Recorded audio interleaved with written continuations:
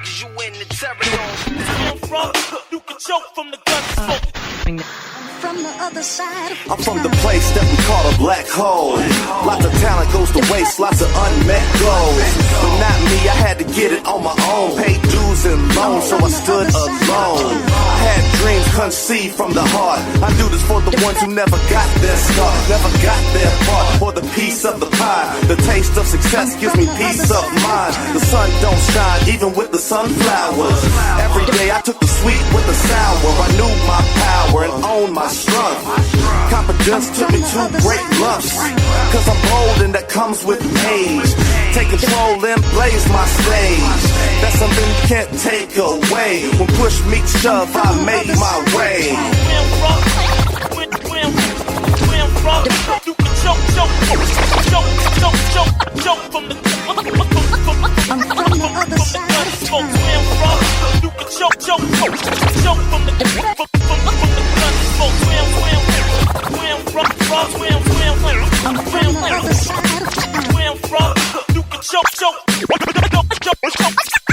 the gun smoke.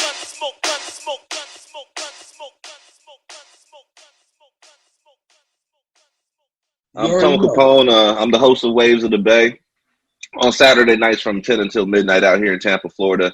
You guys can tune in on 88.5. If you're in Tampa Bay, FM radio, or else if you're not, then wherever you're at, www.wmnf.org or the WMNF application. That's the other way you can listen to. So Saturday nights, I'll be putting on for the city, me and my boy DJ Spaceship. We hold it down. We also have a performance series down here in Tampa called Ignite the Night, which is over 6 years old. And I've been down here in Tampa for about 14 years now, which is crazy because you're actually all this stuff in, man. Like let me backtrack, man. What I've been doing during my quarantine time is just linking up with people from the town, people that's representing the town or putting on for the town. And when I talk about the town, I talk about Junction City, Kansas. That's where I'm originally from. And like I said, I've been in Tampa for 14 years, but I still try to reach back and show love to my peoples. And this cat right here for book number 10 of the Junction City Chronicles is somebody that I had to talk to. Just like I said, it's going to tie in full circle once we're done with this interview. You guys will understand exactly what I'm talking about. But we got the homie D MOE right down here at the bottom of my screen, man. What's up, D? Hey, what's going on, man? How's it going, brother? Man, I can't complain, bro. We staying safe down here in Florida, man, at least over in my neck of the woods. But it's crazy down here with all that Rona shit running. Yeah, no doubt, man. Definitely. First thing, you have to be safe, man, especially in this day and age, man. So you already know. So I do, man. You a family man like myself, so I already know you understand where I'm coming from. We've been hunkered down, bro. Like I go to the studio for the show. I go get a haircut. I go get braided. That's about everywhere I go. You already know, family, man. I'm double deep. You know, I got 7 of them, so you know, man, I'm in. Yes. So you know, it's been a blessing. Yeah, that's the gift right there. Yeah, it's definitely been a blessing. You know. So anyway, man. What's good, man? It's good to see you, bro. Like, I wish I'd have got a chance to take a picture with you last year when I was there. But when we did our show, it just got too damn thick. I couldn't find nobody at the end of that shit, man. It's crazy, bro.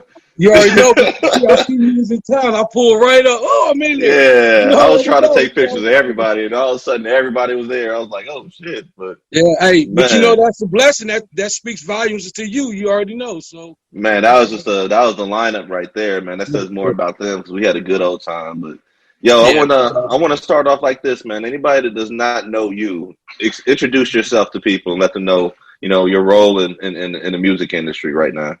Well, it's D MOE, man, and for anybody that's been around this area probably in the last 10, 15, forever years, I'm pretty sure you heard of me. You might not know my face, but you probably have heard the name, just to say, but basically, about music, anything about music, I'm there, so especially in this area, so man, I had the studio, I DJ, do shows, do sound, anything connected with music, I'm in there. That's the truth, man. Yeah, that's the truth. So this cat right here, man, like I said, he majorly influential in music in Junction City and beyond. People in Central Kansas have to pay you some type of homage when it comes to music and quality, because without you, there wouldn't be a lot of the sounds that you hear coming out of that area. So I want to Yeah, give you some props on that one. It's all good, man. I'm a fan of giving roses while people still here to hear them. And the fact I got you here right now, and it's been, 14 years since I began my journey. And, Right. you know what I'm saying? We still can talk and kick it and all that too, man. We still No thriving. doubt, no doubt. And then, like you said, it's been 14 years, and a testament to how I'm doing. You see where I'm still at. I'm still in the stew. So this is all I know, man. This is a passion of mine. It's for me. It's legitly past music. It's just a part of life. I've always been into music, even from school. I was the band geek on the drums, switching it up. You know what I'm saying? So. Mm-hmm. Really do music like that. Music is in me. I mean, that is my first love, my first passion. As a baby, my mom would be playing music, and she just ingrained it in me. So I just love music, man. So I guess it was naturally for me to evolve into this type of role. So, give me a couple songs that Mom used to play when she was cleaning the house. Oh man, Midnight Train to Georgia. All right. Oh man, Shirley Murdoch. Man, the Commodores. Oh man, I can't. So many. I mean, it's just that old school is. She gave me an old soul at a very young age. So I got my Soul Food Sunday playlist here, man. Every Sunday, that's what gets on play. So trust. Definitely, man. So I mean, man, but man. So yeah, bro. So let's talk about the studio, man. How did the studio come to be? The studio came to be, honestly, because we just legitimately couldn't have, it was no place for us to really record when I was doing music as an artist. So it low key, basically just because as an artist, I really didn't have nowhere to record. And I was like, I have some good knowledge about how things run. I've always kind of dibbled and dabbed and been around it. And then it just really evolved from that, really just giving us a place to really lay a sound down and have a home base without having to go outside our comfort zone. So, that's really where it evolved from. It never really was generated to take off to like, hey, we're going to do it just to make money. It was no money involved. It was all about making music. Mm-hmm. I just wanted to make music, and that's the truth, That's really how the studio evolved, and that's where, it came from. It's like, hey, instead of paying somebody, we could buy this piece and do this. And then we're buying one piece okay, how do we get the sound a little better? Well, you need this piece. Well, how do you make it sound better on top of that? Well, you need this piece. Before you know it, I'm in the building. So when you went into it, did you have any idea, like, what you needed, or did it kind of just, like, snowball? Like, once you got in, you're like, oh, I'm learning it this way, and we need this to help out too, and such and such. Or did you have like a blueprint?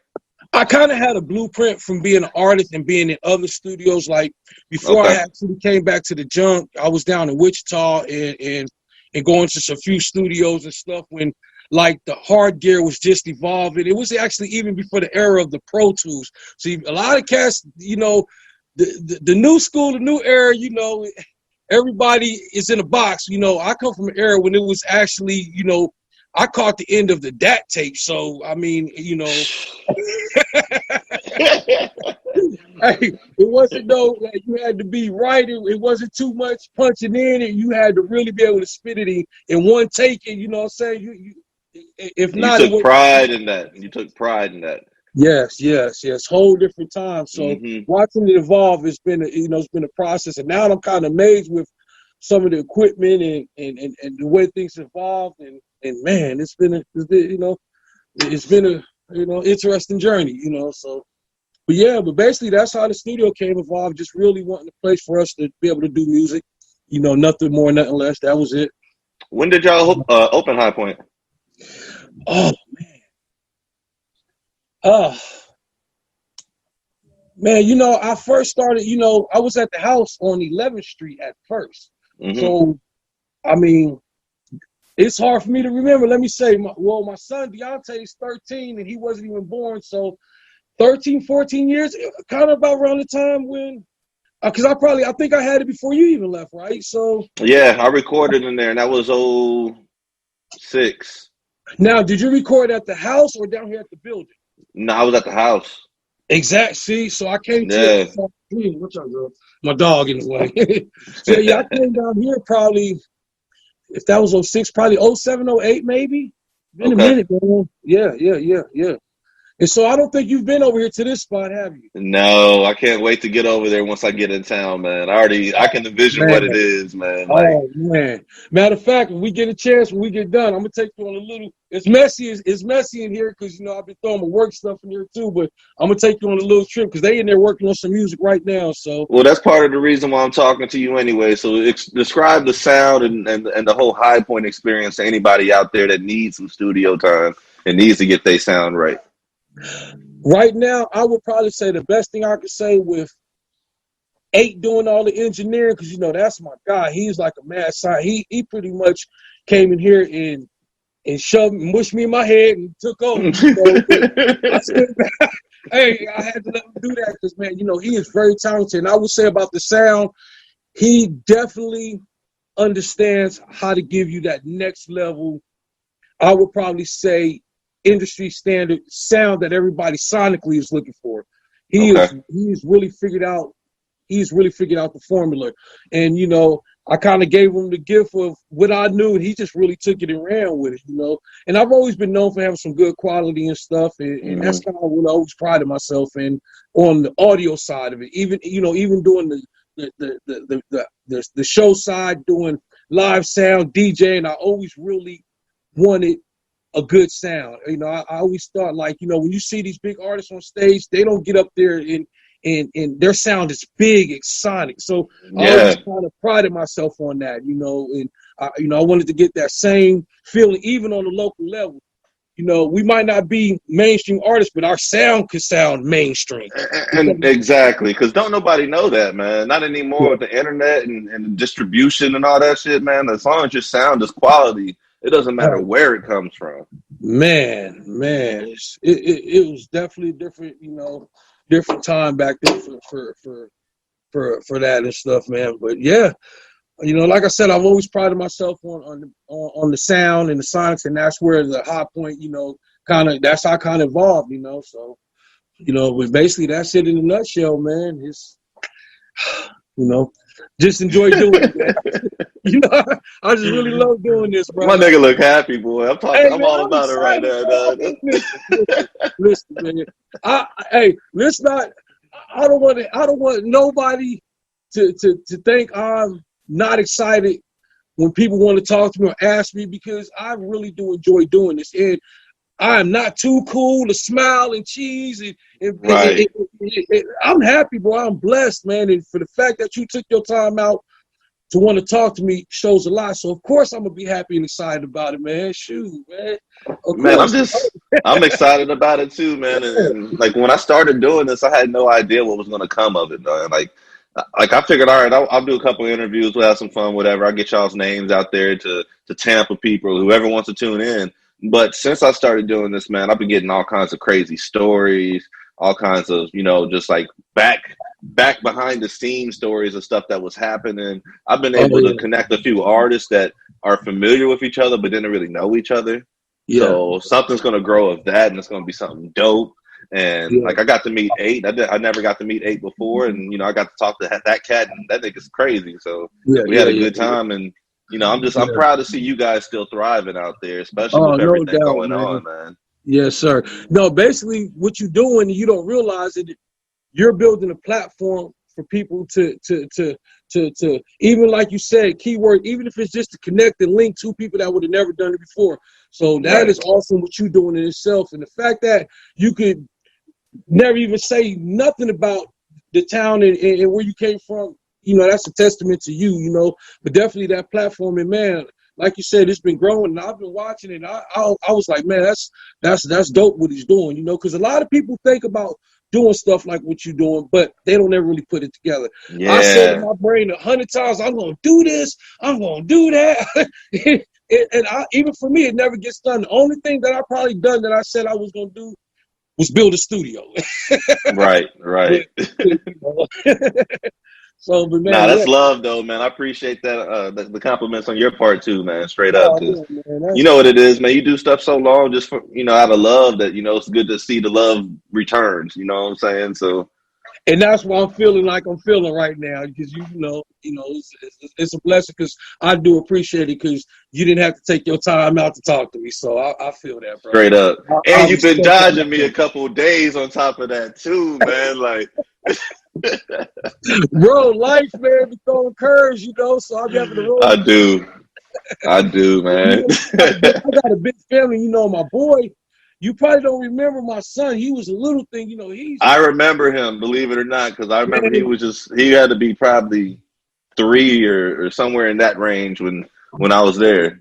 I should have had him with me. He's probably an inch taller than me, and he's doing music now. I heard he's nasty with it. Yeah, he's pretty good. He's pretty good. I would expect it though. I mean, he came up in it, man. But I'll be following along with the basketball and all that stuff, and Right. I'll be watching all that stuff on YouTube, and I've been supporting Little D, man. He's been doing his thing. Yeah, no doubt. And see, man, you've been watching, because we big into the basketball. I've been coaching for the last 12, 13 years. I've got into it real heavy, and I would say with the basketball, when I first started doing it with the music, and we'll get into that as the interview going with the music. With the I was going to ask you about it anyways, man, for real. So yeah, it kind of, as much as I love music, once I found the passion of coaching in the basketball, it just kind of mesmerized me, and I jumped head first into it, and it was kind of, I want to get in the studio, record, and I'm like, I got practice tonight, I can't really, so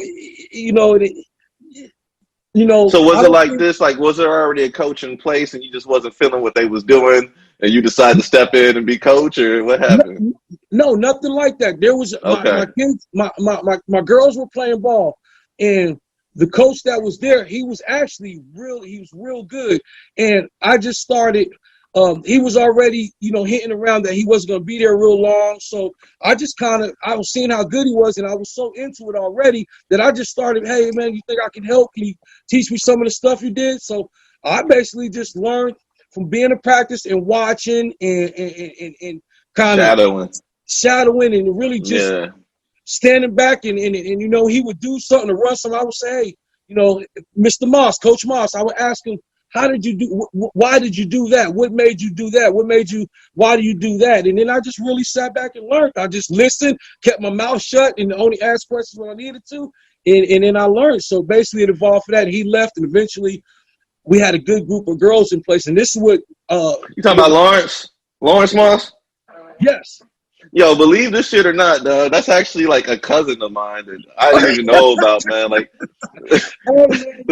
he's cousin to my grandma somehow, and I had no idea until we actually met way back when I met you. Wow, man, I was like, what?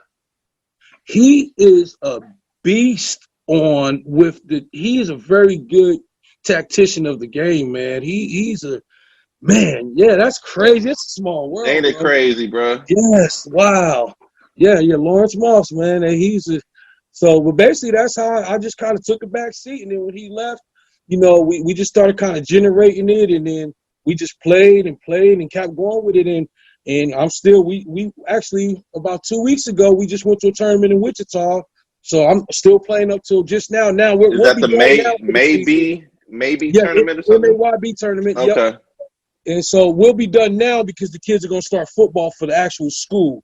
So, I just do the summer AAU stuff. But yeah, man. And, it's actually got me some looks at the high school level, because the high school coach now here from the high school, they would let us get in the gym, and he would invite us to the camps and stuff. So, but, because we was out there smacking teams, I learned how. Hey, man, that's why I'll be watching the games. I'll be like, yo, what the fuck is going on? Like, this ain't the JC I grew up in. Like, hell no, we ain't them cats ain't getting out the stadium like that. Like, hell no. Man. Bro, let me tell you, last year, right before the Corona stuff happened, we went to Iowa to play. No, Nebraska. We went up to Nebraska, and we played some teams from Iowa, and at the end of the game, we beat some teams so bad the coach refused to shake our hands, and he accused us of cheating. I said, cheating. I said, man, go work with your boys like we work with ours. You know, wasn't no cheating involved. I come with the legit team that I've had that play school ball. There's no other extra kids. It's the same group of kids I've had since third grade. I Right. told them, work with your boys, you know. I said, you got your big man trying to dribble the ball down the court. Of course, I'm going to send my guards to take the ball from him. Man, Right. we beat them so bad, it almost started a melee in the end of the gym.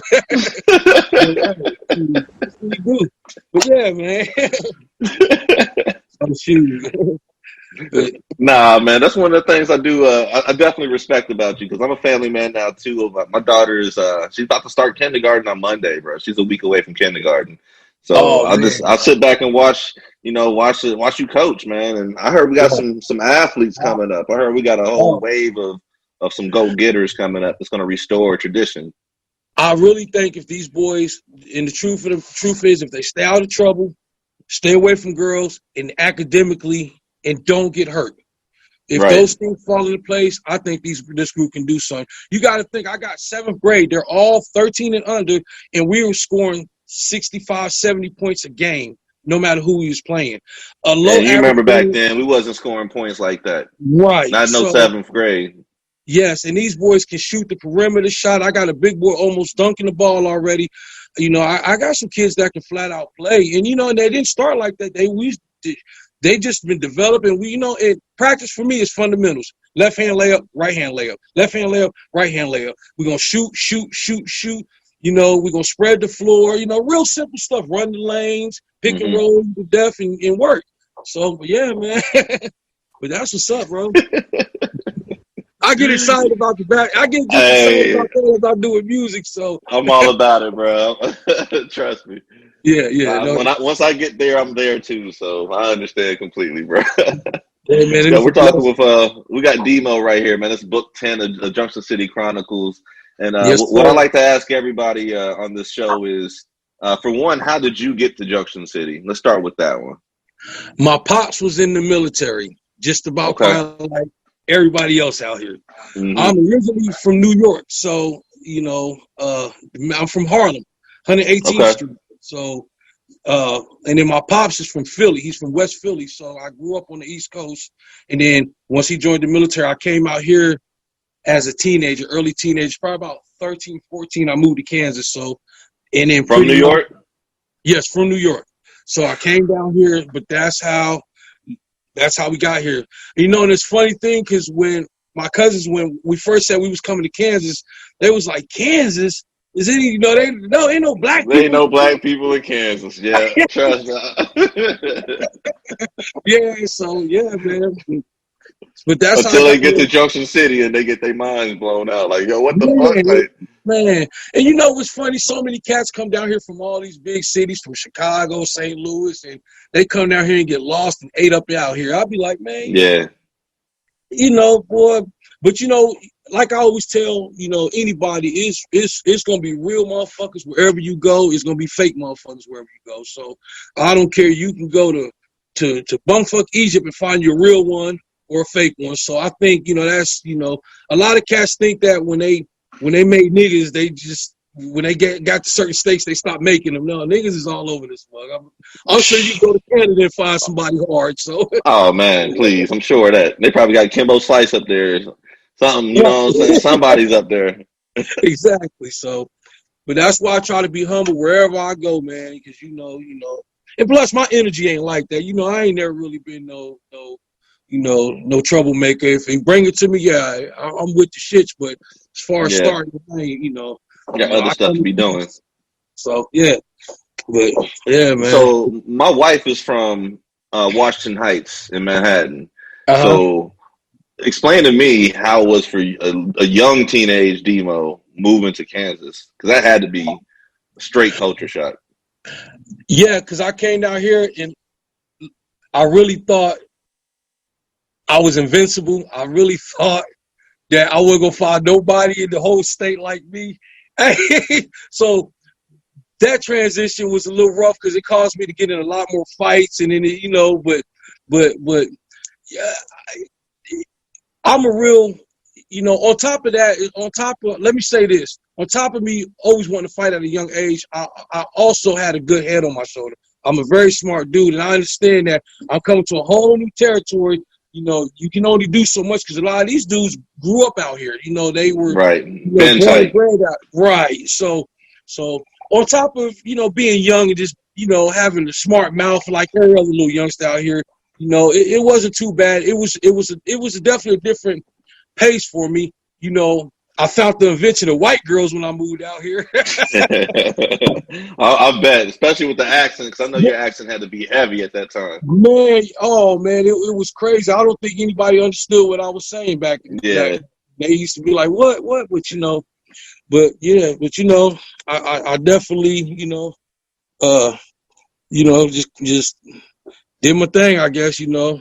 Was humble. I've always been a humble cat, you know. My mom ain't raised no fool, so, you know, even though I came to Junction City, I didn't come down here, you know, acting like I was somebody I wasn't. I just was always myself, and you know, and then you know, I guess everything fell into place. That's the best way to be, man. You ain't got to worry about being somebody else if you're just you. Right. So straight up, man. Right. And then I got some cats that I met when I first came down here that I've been knowing for the last 20-something years, 25 years, and they still fool with me. So I guess that's a testament of something about me. So yeah, that's loyalty right there is what that is. So heck yeah, so man. Let me ask you this, because you said that you were spitting before you got the studio started. So did you start spitting like in high school, or when did all that happen? No. Kind of shortly after high school. Like now, in high school, I always was into music. You know, I was in band and stuff. Mm-hmm. And then shortly after that, I kind of just, you know, like on some real shit, just kind of, you know, bobbed and weaved in life, you know what I'm saying? Dibbling in this, dibbling in that, you know, just trying to, you know. And then from kind of being on the streets a little bit, you know, that's kind of where it started coming into play. Like, oh, shoot, you know, I got a little bit of skills. I ain't the best, you know what I'm saying? I ain't the wittiest, but, you know, I got a little bit of skills. And then everybody always told me they liked my voice. So I've always had that good raspy, you know, which I always thought was a great DJ voice, not really a good rapping voice, but, hey, Jada Kiss did it. So, you know, I got a real straight up voice. Yeah, so, he did. You know, so, but that's about basically how it came about, really just being on the streets and then linking up with cats that was a lot more serious with the music, you know, because I would just take it as a, you know, part-time fad, like, oh, you know, I got some bars, let me spit something, you know. But that's basically how I came to, you know. So it's always something that's been in me, like the cadence, and more than a rapper, more than an artist, I think the cadence of music's always been in me. Because like I said, music, since my mom was playing music with me at a young age, I mean, as a baby. I grew up listening to music. That's what prompted me to be in a band. And, you know, my mom wanted to teach me how to play the piano, but I found the drums and was just monotone on, oh, no, Mom, I'm going to learn how to play drums. And that's kind of what I did. And that's what I did in band. I played in jazz band. I played the trap set, and I can still play. Every once in a while, we go to Guitar Center. Like, we went to a basketball tournament, and we had some downtime. You got to flex on their ass. And I went and got on the drums, and some of the basketball boys was in there like, Coach, you know how to play drums? Like, man, you don't forget this. So, yeah, man. But that's how I came about, you know. So, man. Was your rap name D MOE, or did you have a different name? No, I've been D MOE since a young age. You know, my name is Darren, so, you know, the D MOE that always just stuck me from a young age. So, you know, that was really actually like your first and last name right there. Like that's your family nickname and all that. Right. So that's that ain't crazy. Really, ain't really like, you know, that's my real name. So that ain't really like, that ain't just a name that I picked up 5 years ago or something, you know. Right. You know. Yeah, no doubt. Right, man. All right, so let me think here. All right, so we talked about moving to JC and what you thought about it. Talked about what you've been doing in JC. I want to know, for anybody out there that's not familiar with Junction City, explain Junction City to them. Junction City is the melting pot of Kansas. It is probably the most diverse city in all of them. And the reason why I say that, not to take nothing away from Wichita, Topeka, Kansas City, Salina, the thing about Junction is you got people here from all over the United States, all over the world for that fact. In Wichita, in Kansas City, Topeka, a lot of those cats are born and bred there. That's all they know. What makes it Junction City different, and I would say about Junction, is just the diversity of it being a military base. It brings influence from everywhere, you know. So I think that's why sonically we sound a little different down here, cats from out here, because everybody from down here is from somewhere else, if that makes sense to you. Mm-hmm. You know, we're not stuck in Wichita listening to the same schemes, the same patterns, the same, you know, that your uncles and all of them were still doing it. It's really it's no diversity there in that aspect. So I think that's what I would probably say about Junction City. It's probably the melting pot of Kansas for that fact. And a lot of people probably think it's a lot more country down here than it really is. But, you know, it's cats from here from all over. So you kind of get the influence from everywhere. I mean, from down south, up north, you know, out east, out west, you get, you know, because it's military. So that's what you're going to get normally on the military base. And then that mixes into the cats that's already here. So they pick up a little slang from here, a little slang from there, a little slang from there. And, you know, I get mad because cats always say, oh, y'all must be slow out there. Nah, I don't think so because, you know, I travel a lot. We traveled a lot and done a lot of music in a lot of places. And I would go there and never felt like we were slower. Actually, I would feel like some of the trends and stuff we had already seen and heard and been doing that because we are in the middle. So everything's going to travel here no matter where it's coming from, what coast. If it's coming from the East Coast, we're going to get it. If it's coming from the West Coast, we're going to get it. So I kind of beg the difference when people say, oh, y'all, it's slow. No, it might not be. It's not that it's slow. It's just because it's slow. So it's probably not things to do as in a giant city as Dallas or Miami or something. But it's not, I wouldn't say necessarily slow because, you know, it's cats from all over the place.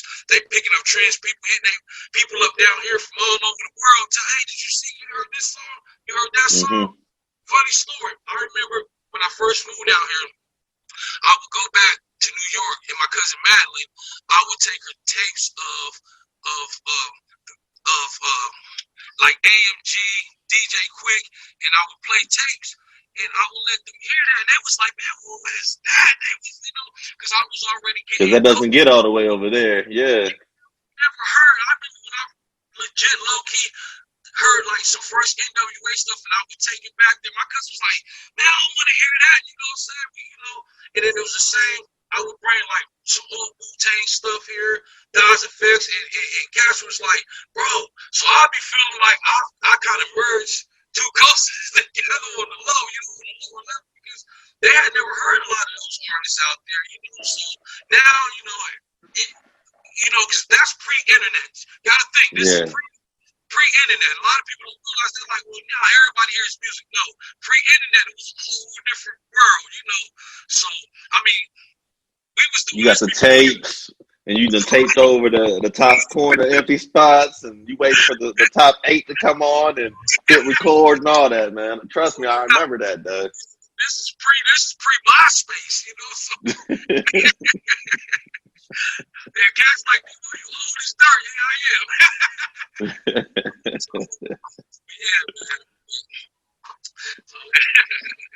So we're talking with D MOE for Book 10 of the Junction City Chronicles. We've been talking about music, life, sports, pretty much everything right now, man. So let's switch this up just a quick little bit.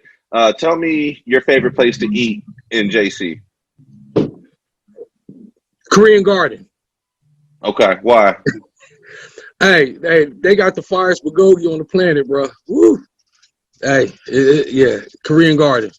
Yeah. People got to understand, man, just like you were talking about, it's a melting pot of Kansas. Like, a lot of folks have, like, when I order Korean food down here, they be looking at me like surprised as hell. Like, yo, you know what you're ordering? And like, yeah, man, like, I know this shit, man. Like, hey, you know how many cats I done turned over to some Korean food, man? Oh, you know, man. Man, you know, I was in, you know, like right before the Corona stuff happened, we was up in New York, and I took my kids up there, and we stopped and ate at a restaurant out by Times Square, and me and Angel ordered some bulgogi, then we got some chicken wings and stuff, and they brought the bulgogi, and I was like, oh my God, y'all are tripping out here.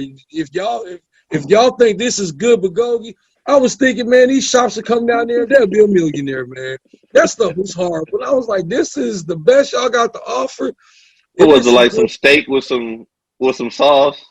Bro, it was like chopped. It wasn't like nothing like no gogi out here, you know, Korean Garden and obviously Poussin's, and we grew up eating Poussin's, so you know, I gotta shout out Poussin's also. But you know, those are probably my favorite places to eat. And then there was a joint open down here for a little bit called Cynthia's. Okay, soul food or something. Soul food, yeah. She was on point too. Yeah. I heard about that place, man. Yeah.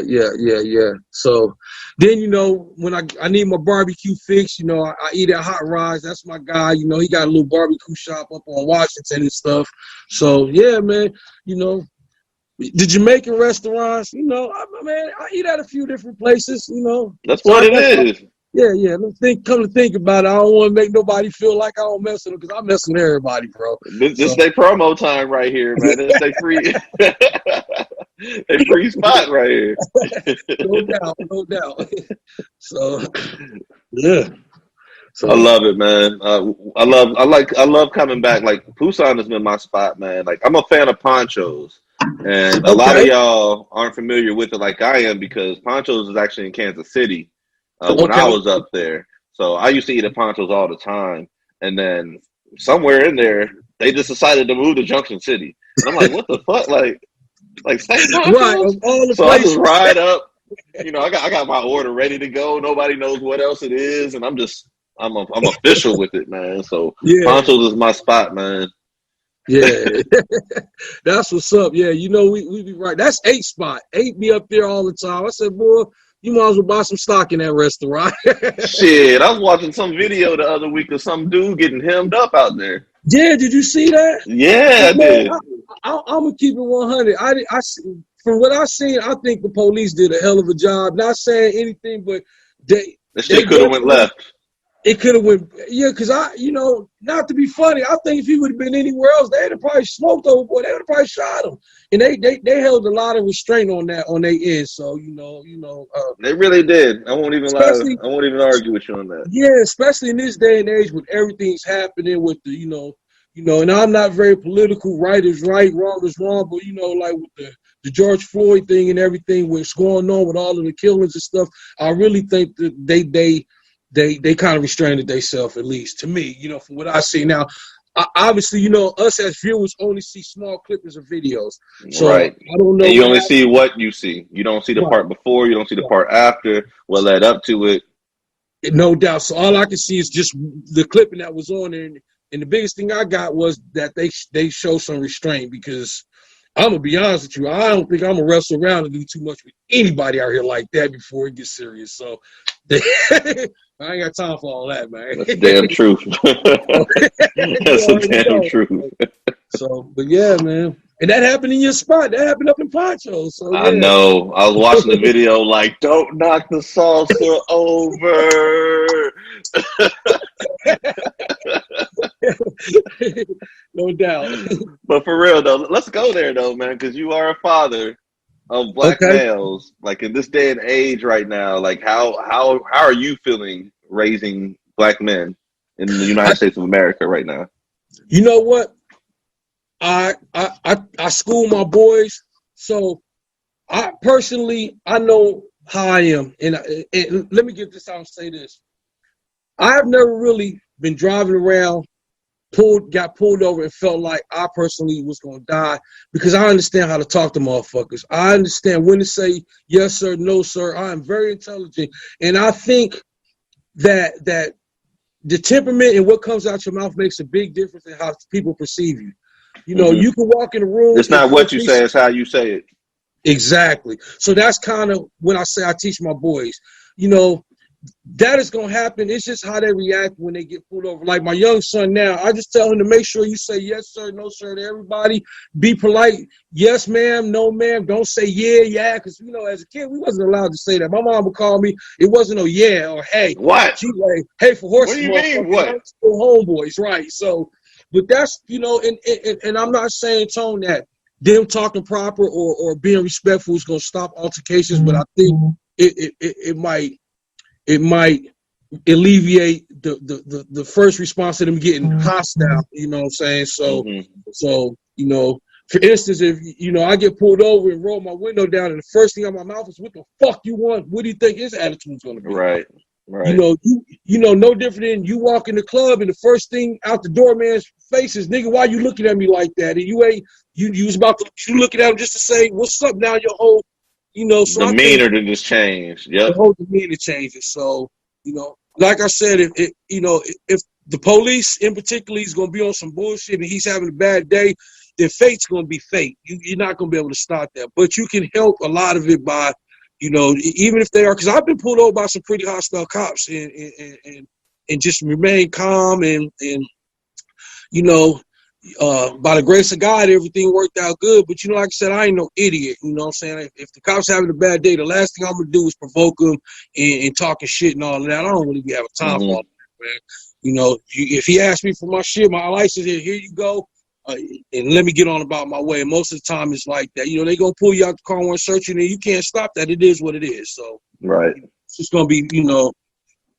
So, I mean, but that's basically what I teach them, just to be respectful, you know. And I tell them that ain't going to solve everything, but it's a damn sure good start, you know, versus the first thing out your mouth. Like I tell my son when he talks to people, he has a tendency of not looking you in your eyes. I say, man, look at a man straight, because when you start looking all around, they feel like you lying or you hiding something, you know, even if you're not, you know. So that's all I really do. And the truth of the matter is they're their own kids, boy, and they're going to do what they want to do anyway. They're going to be their own person. Like with your daughter, yeah, you're going to try to mold her, but eventually she's going to grow up and she's going to be her own person. Only thing you can do is pray that she makes all the right decisions and nothing bad happens. But, you know, we really can't predict what's going to happen. But in a nutshell, I just try to teach them to have respect, you know, and because it is a scary world. But I definitely think that your actions and demeanor really can dictate a lot of stuff. Not saying that, you know, anybody get pulled over just for saying yes, sir, or complying with everything. Everything's going to go right. It's not. Some cops are just going to be what it's going to be. And then that's fate. We really can't decide that, you know. So, you know, and then that's why I stand on that. You know, and it is what it is. How old were they when you had that talk with them? I've been having that talk with them since young men, since they was old enough to comprehend those subjects, you know. So I've been talking to them about some this, of my white brothers and, you know, other nationalities don't understand, man. Like that talk is something that we have very early on in the ball game, really. Like that's pregame talk right there. Is what that is, because you don't want to get out there and this with the climate of everything happening and this stuff that's happening right now and nothing new. You know, it's just being filmed right now, but this shit was going on back 20 years, 30 years, 50 years. You know what I'm saying? Like, ain't nothing changed with that. It's just being filmed in the media now. I say that all the time. Everybody's acting like this stuff is new. Listen to some of the old music. I mean, listen like the old. I remember being in 8th grade when Rodney King got his ass beat. Yeah. That's 8th grade. You know what I'm saying? Yeah. And like you said, everybody's just seeing it now. Everybody's filming it now. It's been happening. It's been, and it's going to continue to happen. So now it's, you know, the thing is now the world is seeing it. You know, but I mean, you can even listen to all the old music. I mean, they've been talking about that forever. You know, that's been topics. You know, that's been the topic of life for us as black men since the slave days, you know.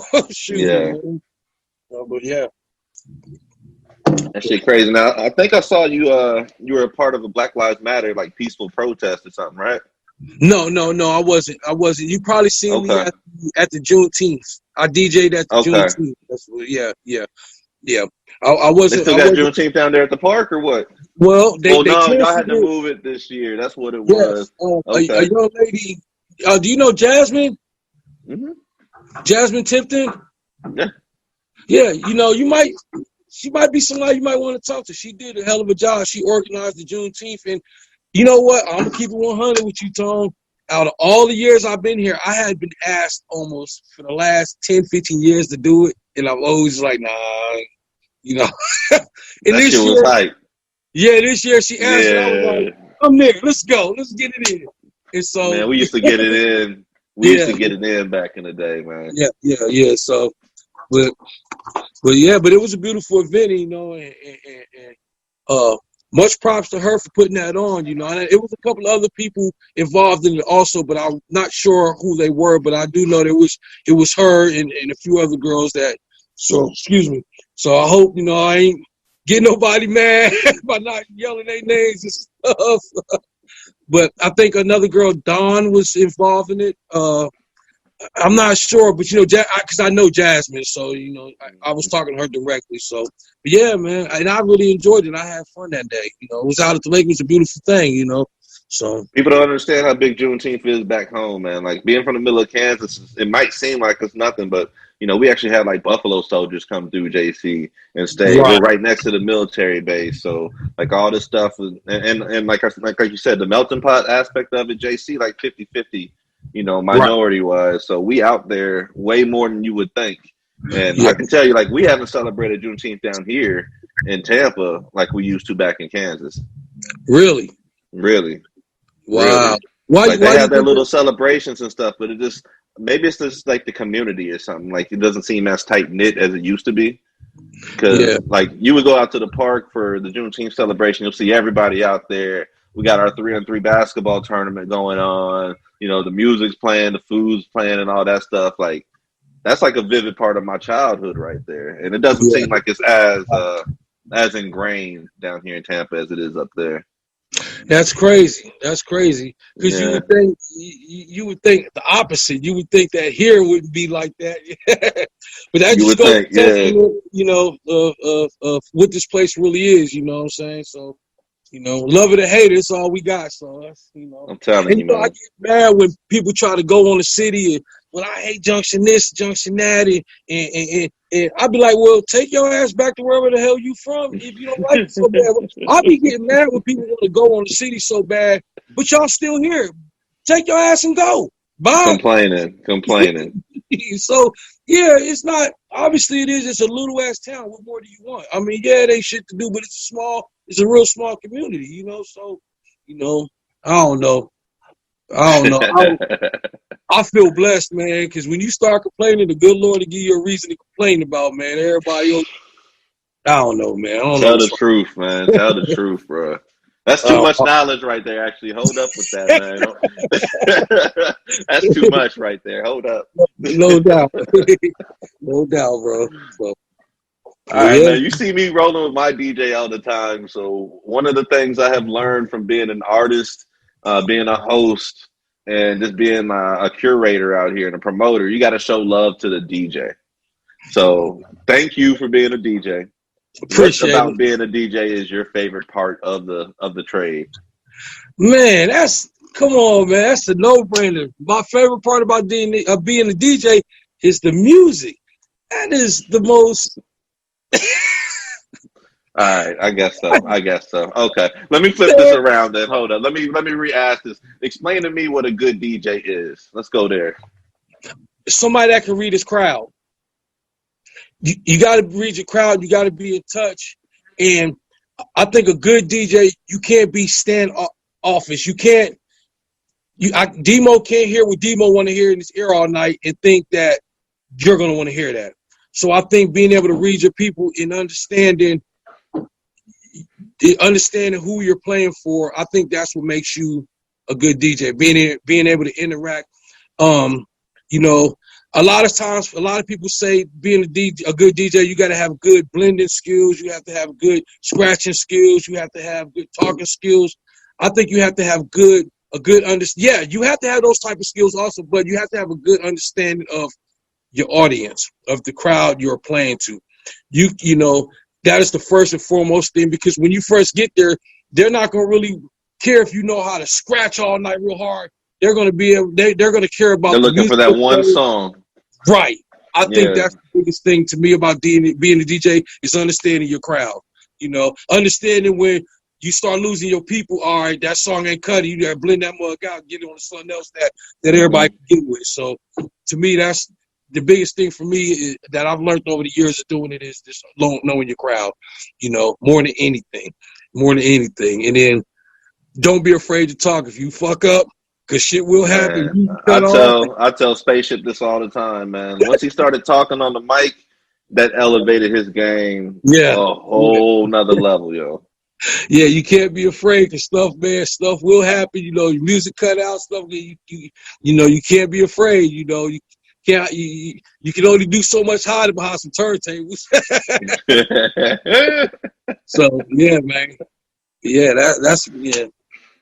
I would probably say the biggest key to me is knowing that, knowing who you're playing for, and kind of like going to a restaurant and a good cook is going to understand what he's doing in the kitchen. A good DJ will understand what's going on, because you definitely have to understand the people and especially when somebody's coming to see you. Like, for instance, me and Dave, when people come out and hear us play, they know what the hell they gonna get. They know me and Dave is ratchet as fuck. We great. It might be a fight in there. It might be, and I say that jokingly, but seriously, yeah. Obviously, I know if I'm playing crunk music area, I know I'll probably need to tone them down and stuff. But you call me, I'm gonna play that music. And the cool thing about us, that ain't my job, man. Y'all security, put them niggas to work. But I really think the cool thing about us is, shit gonna happen. You can't control motherfuckers' actions, but for the most part, people do know we gonna turn it up. And I ain't afraid. I ain't scared of y'all. I'm gonna let y'all do y'all thing. But I always just tell everybody, man, don't fuck my show up. All right, we gonna keep it going. All my music, but don't do that. And for the most part, man, I will say we've been blessed because people pretty much respect us. So I can play that crunk music and dudes usually keep it. Now. Most of the fights in the club for me has been ladies. I've been playing Beyonce Cater to You and all hell breaking loose. Straight Junction City shit right there, bro. What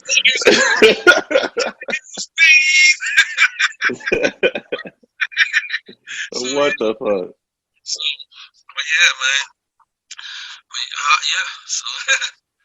So let me ask you this, man, because I know that you and Super Dave, like, y'all are well-known DJs out there. So when it comes to, like, what y'all do and the music y'all play, like, how are the venues receiving that? Like, do you have some venues that fuck with you and some that don't, or how's that working out? Yeah, for the most part, they do fuck with us. They know what type of DJs we are. Now we're talking pre-COVID. Now, right now, honestly, it's been back when the outside was open. Right, but back when the clubs, everything was open, it was wide open. People hired us all the time. They understood what they was getting, and that's why they hired us.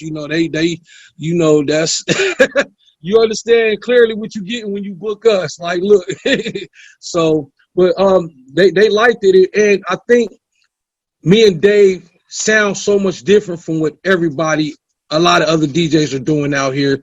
I think that is the one thing that people liked. We sounded different, and it's hard to describe when I say we sounded different by the choice of songs we played, the way we played them, the way we blended them, the way, because I might go through a set and you might not hear a whole song through the whole set, because I might catch a hook of one song, a verse, 3 minutes of this song might play, then I might come in with so I never really, and then sonically, the way we blend stuff, and I like it loud. If you ever heard me play, I like it loud. If it ain't loud, we've been in Club Rose, and I actually had the police called on me for playing in Rose before, because the woman across the street, Cross Grant, was complaining to music. Who the fuck? Like, y'all niggas is all the way over there. What the fuck is y'all complaining about, dog? Yeah, off in the cut on top of that. Like, what the fuck are we complaining about? Hey, you're right. And, and the owner, shout out to Jerry, man, at Club Rose. He was like, man, fuck them, play your music. And he came back the third time and said, man, the police said they going to take me to jail if y'all don't take music down. And he was like, I don't care, take me to jail. And I was like, nah, see, you should have switched it up, man. You should have played some of that John Cougar Mellencamp. Yeah, so what the hell happened. I was like, I mean, I respect how he was riding for us, but I was like, no, I don't want to, because we ain't going to do that one. But yeah, man. So, that's just hilarious, bro. Yeah. And then we did have you ever been to the Muse Lounge down in Salina? No. Bro, I'm gonna have to send you some clippings of some of the parties we did down at the Muse. Crazy. Send them shits over, man. 300-400 motherfuckers in there. We playing Wipe Me Down, and the whole crowd. I'm just gonna see some of the video. Send me some of that shit. I'm see some videos. You gonna see what I'm talking about. So yeah, man. You know that's my I expect that shit though, man. Y'all. Matter of fact, let me do it like this, man. Let's say that you're rocking a club and the shit's whack. What's that one go-to song that you got that's gonna bring everybody back to the dance floor? Probably Boosie, probably Wipe Me Down, or that one always get it. Any of the newer stuff, G Herbo, like Rollin', man, it's so many on the tip of my tongue. Man. Woo. Let's say you at the barbecue and ain't nobody dancing out there. What's the song you're gonna put on for the barbecue heads? For the barbecue, well, at one point I'd have probably put on Two Step by R. Kelly. Now I don't know if I'm gonna play R. Kelly. I've had so many playlists I've had to adjust because of us canceling him. So at one time that would have been the go-to to get the barbecue back jumping and stuff. So, but you know, and it really just depends on who's all there. Like barbecues, to me, weddings with older folks are the best. To me, are the easiest to DJ because that is really, you know, that era of music. The late 80s to all the way up to the early 2000s, that was the mecca of music. That is just like the best, to me, volume of work that's ever been produced by artists, you know. Mm-hmm. You know, not to take away from what cats are doing nowadays, because I love a lot of the newer stuff. You know, I don't turn a deaf ear to it because as a DJ, I understand I have to play that. The hardest group of people to DJ for is probably the younger adults because there's so much music coming out, and if you're not really staying with the new artists that's coming out and the new music, you will get lost and all the way lost. I'm sure Little Man helps out with that a lot. He does, but you know what else helps out? I'm gonna be honest with you, man. The internet and having these damn phones, because it almost makes you a professional DJ because anything somebody asks, I just hand them my phone, type it in. Right. Load it right up. You know what I'm saying? So, and I don't mind doing that. I know some DJs that won't do that. They pretty much, people come up and ask. I think some DJs get offended when people come and ask to request to play songs because they think maybe, you know, I got this. I know what to play. Now, the only time I will get offended, not really offended, I would say, but a little annoyed if it's a song I'm already going to play. I'm already going to play some Cardi B for y'all. Y'all ain't got to come ask me to play Cardi 50 times. Trust me, that's in the rotation. But then I do find a lot of songs in which, you know, I'm going to give y'all a little bit of the game real quick. Don't tell nobody. But one thing like me and Dave do personally is ask people to come and request the songs. I screenshot them and I keep them and then I load them up for next week so I know, it's such artist.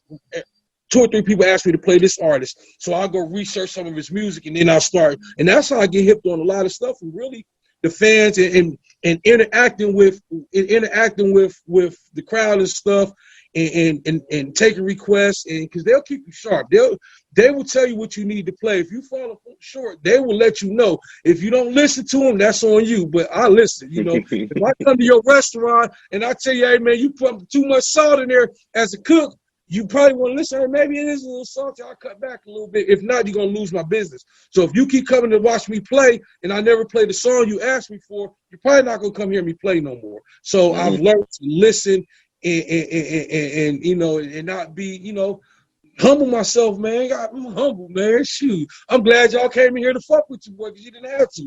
So I'm a real humble dude, bro.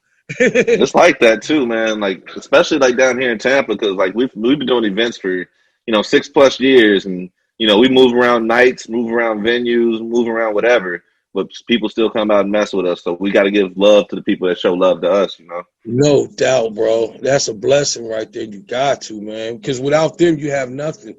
So, and I feel that wholeheartedly. I really do. Yeah.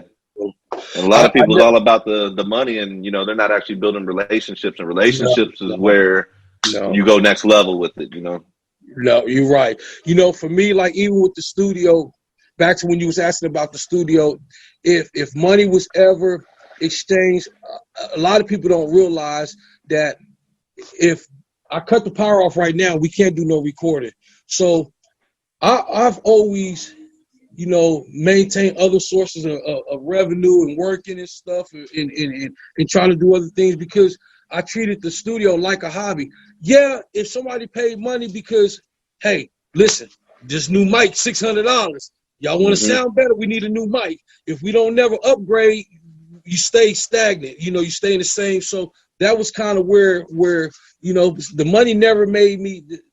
Getting paid from the studio never made me money as far as oh yeah, I'm gonna take my kids on a flight to Paris. No, it was I'm gonna buy this new preamp. That You're makes sense? reinvesting. Yes, I'm gonna keep this electric going. Hey, we need faster modems. You know, the internet. We need to be faster. Let's buy a new modem. You know, hey, there's a new piece that come out that reverbs that do this. You know, there's a new de-esser out. Let's get that. That's all it was about. It wasn't never about as fast as somebody would hand it to me. I would spend it on more equipment, and that's what I did for years. You know, and that's it never really went. No money never really went in my pocket. I always reinvested it. Same when I started buying DJ gear. You know, it started off with I just need 2 speakers. 2 speakers went to 4. Now now you look around. I've watched my DJ do this, so I'm laughing because I've seen it happen, yo. Boy, D MOE, you just bought a 1,000-watt amp. Yeah, but I need a 2,000-watt amp now. And then it goes from that to, man, you know, the new ones is like 7,000 watts, bro. So, but yeah, man, it's nonstop. So, but you know, for me, that's, you know, always investing into it. Just, you know, because I didn't do it for money. I really did it for the love, and I wanted artists. I felt like we was going to do our shows. It's when we're going to have the loudest shows. I want people coming out of there holding their ears like, dang, our bass was rattling so hard I couldn't even, you know, I was in Topeka one time at a club. I can't even think of the name of it. It's not there no more. It shut down. Pretty much all the clubs in Topeka shut down because you can already know why. Because they got kind of rugged in Topeka, man. Man, them cats is ignorant, man. Them cats is wild out there, bro. But anyway, I can remember loading speakers in there before the show, and I think it was probably I DJed with Michael Watts came. Yeah, and we did. We was DJing and doing sound with him, and I was bringing my stuff in, and I can remember the bartenders at the bar asking me, "Can I turn the bass down?" Because they couldn't. They had shit that was rattling off their bar and stuff, and that's when I was like, "Yeah, that's what made me. That's what I'm into right there." You know what I'm saying? So. Yeah, man, and that was a hell of an experience being able to DJ with somebody like Watts, you know, that's really on that level like that, you know. And he had a completely different sound than most people too. Totally different, man. He's a bad boy, man. You know, I know I was warming up for him, and I was playing music, and I was up there doing some stuff, and then once he got his system set up and he started, no, I know what it was. He was playing and his computer had crashed. So he was like, hey, you know, you got your stuff, spin some music. So I started spinning for him. He got his stuff reloaded back up and he was like, all right, I'm ready. And he cued in right word for word, right where I was at with the same song and nobody ever knew. So I was like, ooh, that's a bad boy right there. Bad boy, yep. You know, so, yeah, he's pretty dope, man. So, yeah. So, do you have like a favorite show that y'all have done, or like a favorite performance, or any like a favorite venue you've rocked?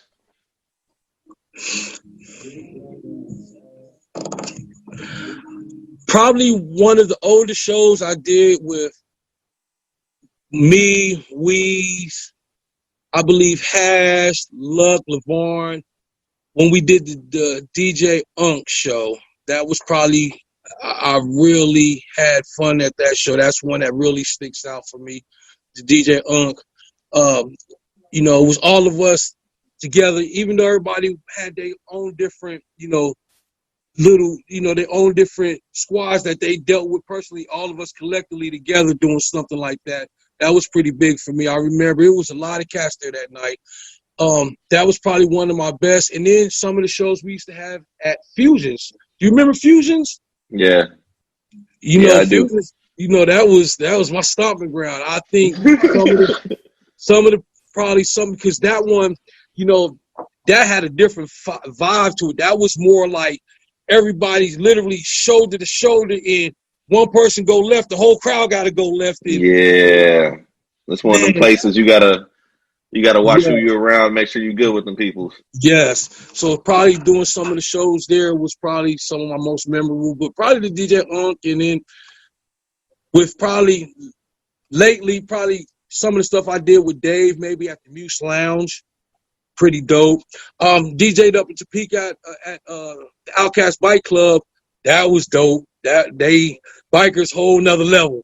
Oh man, we just happened to stumble into Daytona during Biker Week, and we're pulling up into the little hotel or whatever. There's 5,000 bike. No, I'm sorry, way more than 5. There's like 500,000 bikers in Daytona. Yeah, everywhere you look. Yeah. Getting buck wild with it. Yeah, I had some fun with up there in their clubhouse, man. Like literally, I can't even tell some of the things that's going on but man, hey, you good, fam? You good? Yeah, hey, bro, I'm good, fam. That's the difference between us that came up without internet and social media, and these younger cats, man. They be snitching on them. I got stories that I'll never tell. Yeah, I can't. Man, I can't. Hey, I'm trying to. I can't be the one that. I can't incriminate myself. Man, you already know, shoot. So, but those are probably some of the most memorable ones. I would probably say that, the DJ Unk show, and like I said, I did that with. It was me, Weeze, Hash, I think LaVarn show, my home, Odyssey was probably there. It was those are good old days, man. I really miss those days when we used to all do music together because, we had a lot of fun, bro. So, a lot of fun, a lot of memories. So much that it's, man.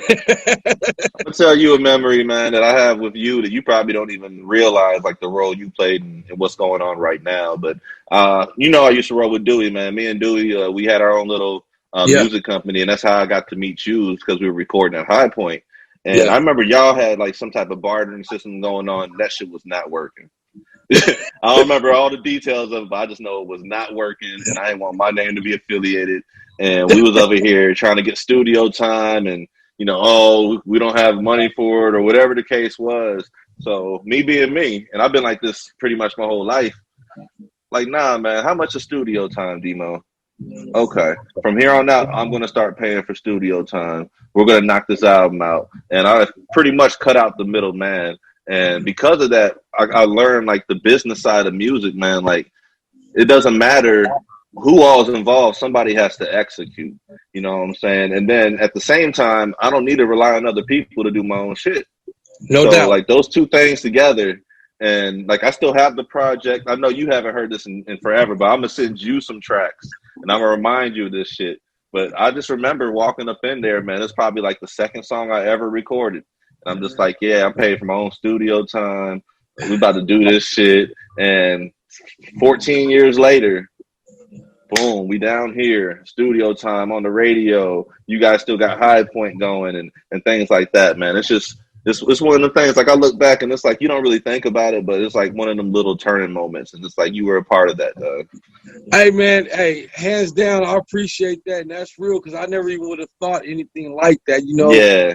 At all. And it's funny. It's funny you say that because my son asked me for a Papa Stopper, so I was looking in my little storage room, and I got probably about. The light's not on in there. If I turn the camera, I don't think you'll be able to see. But hold on, let me try to walk this. Okay. I got about. Let me grab. Hold on. Let me grab this. We're getting a tour of the Hi-Poynt building. Yeah, I'm gonna give you a little tour, but real quick, it's funny. Let me grab another thing. I'm gonna show you what I'm grabbing crates of real quick. It's gonna make sense in this quick second. Okay, hold on a second. And it's just so funny that we're doing this interview because I just pulled these out, like I said, a few days ago, and my lazy ass ain't put nothing back. But hold on, bro. Yeah. Let me show you. You gonna be like, what the hell? All right. So let me flip this. How do you flip the camera? Let me flip the camera. Okay. Okay. Can you see what this is? God damn. See, Mike Life. first one right on top. What does that say? Mike Life. I probably got you and Dewey's backups. I probably got 5,000 CDs here. All of these are backups from all the recordings. All of the recordings. Oh my gosh, dog. All of those? Yeah, these are all backups. These are all people's songs. Jeez. These are people's songs right here. Jeez, Look at this. I got spindles of music, bro. If I go through some of the names on the cover, you'd probably be like, wow. But I'm pretty sure I got you guys in here also. Look at this. Wow. Spindles of these are all backups from the 2480 that I used to record on. And you know, that's a lot of work right there, bro. That's a lot of work. Man, and then I still got probably 4 more. And then I have a storage shed full of CDs too. These are all backups and recordings. That's crazy that you said that, man. So I'm pretty sure somewhere I got you and Dewey's music backed up on the disc somewhere down here. Tons of it, man. That's crazy though. That's a lot of CDs right there, man. Yes. Man, it's my so nigga got CDs and crates like they some damn albums and shit. Man, I got stuff over here, man. Look at, I mean, it's full. It's full. It's full of CDs, and I got more of them too, man. I got shoot. Oh man, so you talking about the venues? This one says Hi-Poynt the Blue Goat. You remember the Blue Goat, Salina? Yeah. Oh man, that was Dog, you got stories right there, man. Oh man, yeah. So, and then I still have that piece. Hold on, I'm about to take you on a quick little tour, real quick. That's wild, man. Yeah, man. Hold on, let's go up in here real quick. Okay. Let me see where it's at right now.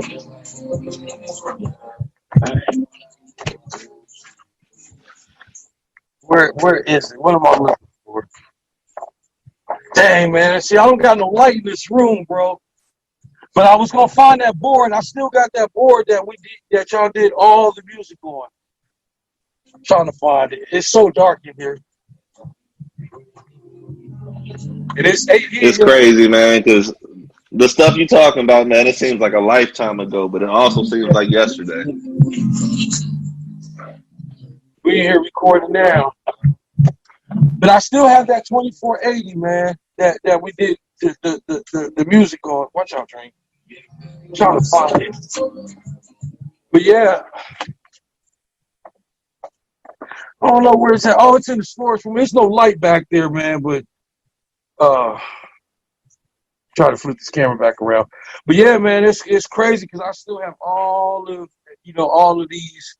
Oh, here it go, right here. It's right in front of my face. Look, let me flip the camera back around. Let me flip this camera back around.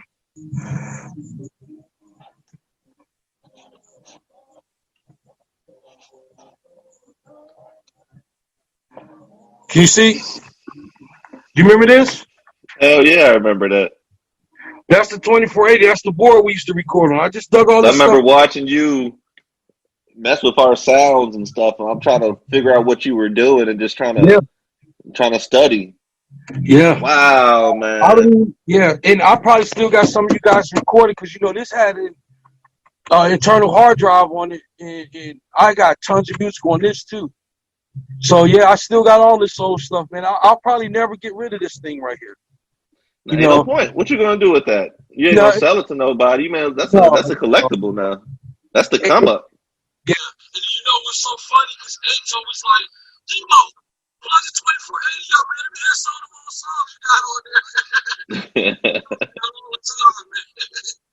So yeah, man, but it's crazy.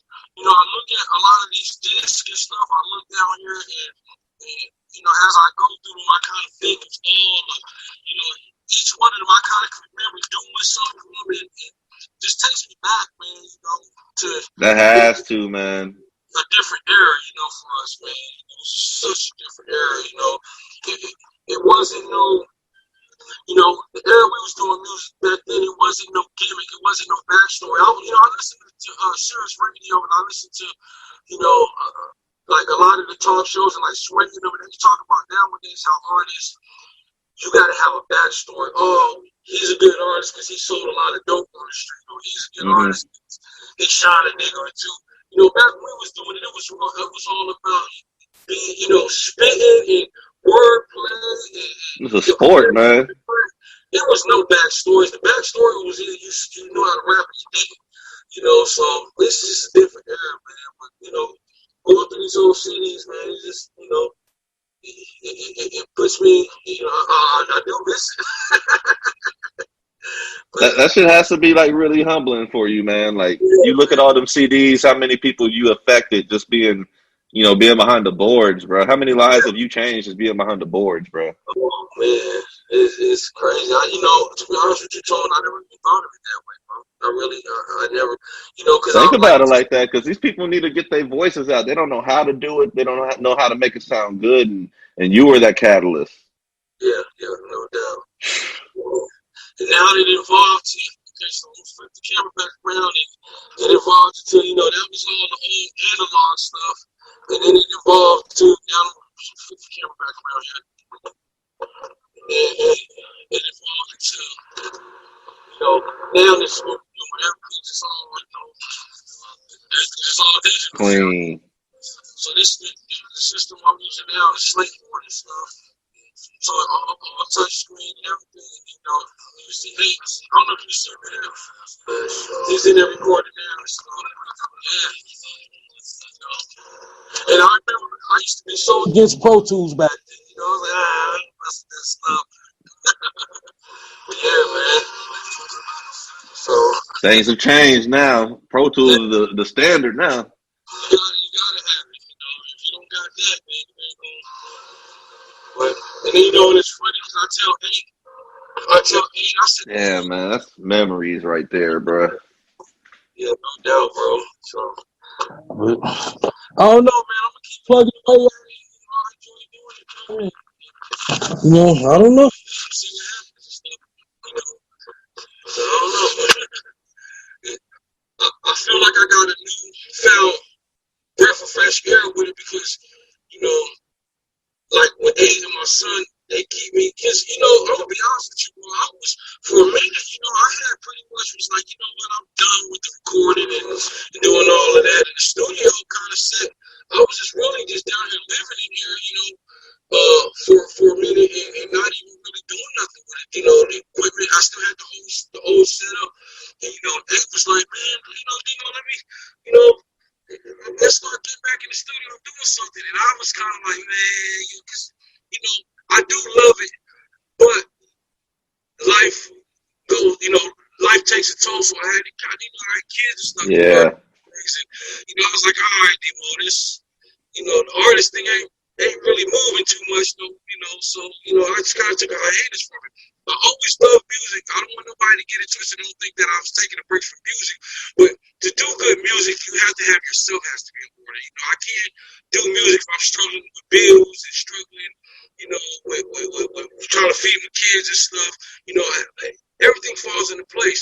So I say that in return that ain't really sparked a fresh breath air into me. He was like, man, he looks at me kind of like, bro, you got it. What is you? So basically, man, he kind of came through here and really just gave me a whole new look at a whole take on it. And now, he's very talented. He's probably one of the most talented. And I've worked with some talented people in the past, but when I say talented, I'm not talking about as far as rapping, per se rapping. Yeah, there's been some dope cats that come through here. There's some hard artists out here. But I say he's talented in many aspects as far as not just the music, as far as for the videos and learning new stuff on the Pro Tools and, that type of talent, more like the technical geeky shit that people probably don't never really care about, And, it's the next wave of stuff that needs to be taken care of, man. Right. So, yeah, man. But, I feel blessed, Tone. I really do, bro. I love hearing these stories, man, because I talked to 8 for episode 5, I think it was, and now you're number 10, and these stories match up. But I was telling him, when I was talking to him, like, if you got somebody like D MOE in your corner, you good. You know what I'm saying? Like, because just like you talked about, like, you still got friends from 25 years ago, and that's not by coincidence. That's the way that he was raised up. Like, my best friend, we go 30 plus years into it. Yes, exactly. Yeah, like I said with A, he was basically like, shoot, man, what you doing with the studio? I was like, you want to get in the studio? Come down here. What you need? This. He was like, all right, we need this piece. I was like, all right, let's get it. And, one thing he showed me was he was about his word. He told me, let me do this, sit back and watch. And I was like, damn, I'll sit back and watch, but I was actually watching it and looking like, man, he can really do something. So if I help, why watch? Well, I can still help it, but I mean, he's the man now, and I'm gonna be honest with you, I took a back seat to it. Now I still do DJ and I get out and do the live sound and stuff, but as far as in there, that's his world now, man. I kind of I pass the torch on to him, but he's really good. He really is, man. And anybody that get a chance to work with him, I think they will really see that, when you come down here, you probably need to really get in the studio. Dude is hot, man. He really is. For me to take a back seat to it, somebody got to be dope. Because I felt like I'm pretty dope in there. I'm dope on the music thing as far as the technical aspects, from doing live sound, coming from the analog, coming from turntables, from everything I really did sonically with music. I feel like I'm dope. From hooking stuff up, from wiring, I've helped clubs put systems in. I really know that, but he's dope on the technical stuff, and he's learned that new sound, and he's younger. He's got that the new chops. The way timing, bro. Timing is everything. Like I say, man, this is time. And on top of that, like, he's good at the stuff that we need right now, which is like visuals and music with personality, but also content at the same time. Yeah. So one day I was walking past, going to my room, and he was playing some music, and I really thought it was something he downloaded off of YouTube. He was like, "No, we just did that song," and I was like, "What?" So I was like, "Man, I really," because as a DJ, every time I hear something new, hey, who is that? Let me go download that. Yep. Yeah, let me But yeah, I really thought it was someone. It was a song he was working on, and I was like, God damn, all right. I was like, you might got something here. Yeah, man. But like I said, 8 to me has been a savior, and he's been a definitely a hidden gem, and he really has something to say. And I believe that in due time, you'll be hearing a lot more about him, because some of this music we're doing right now, bro, crazy. It's got me. I believe it, man. It's crazy, bro. He's really, and even that. My kids are grown now, so even for me, still chasing the dream of music, saying I think he's got something to offer, because it's easier for me to kind of shut the door, and I'll still be cool, I work, I ain't tripping on nothing, but he still got some, with that, it can happen, and now I see, the thing I know now that I didn't know back then was probably the more in the business aspect of how to get music really out there on the different platforms. I didn't really know, Tony. I was just kind of going, a lot of people. I try to teach artists down here this shit all the time, man. There's a lot of artists that'll just go to the studio and then go home. They don't try to perform. They don't try to get their music out there. And it's a bit. Right. If you want to be part of the music business, you have to learn the business. Thank you. And that's the part I think at first I didn't really know. Now I've learned, I'm starting to learn, and Key, you said it perfect. You got to learn the business. It's right now. You can't really just be I want to be a rapper and sit back, because nobody's going to do it for you. You have to be hands on with everything you're doing. So, but yeah, man. I don't know. Like I said, bro, I just feel blessed, man. I felt like I've been in a blessed position, and I'm happy that I've been able to do every day what a lot of cats probably wish they could do. I get to do music and be around music every day of my life, and it's been like that forever. And hopefully when I'm an old man, I'm gonna still be able to do it. So, I see it happening, man, because you in the right spot to age gracefully. You know what I'm saying? You sit back behind the board. You got an ear for music. I mean, you're probably going to evolve into What's the next evolution for you? Actually, what's the next step for you? You know, I don't know, man.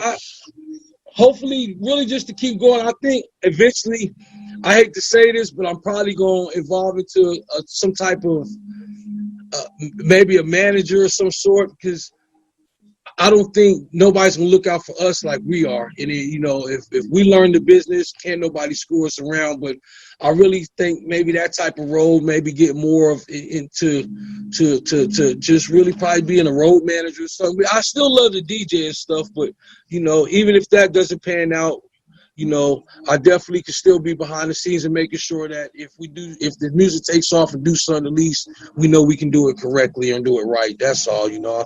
So I really don't know. That little bit goes a long way, man, because just like you said, you didn't know the business part of it. If somebody would have showed you that shit early, imagine how much time you would have saved. And that's a problem for a lot of hip-hop artists. Like, we don't have nobody with the blueprint, or else they don't want to give you the blueprint because of that competition aspect of it, man.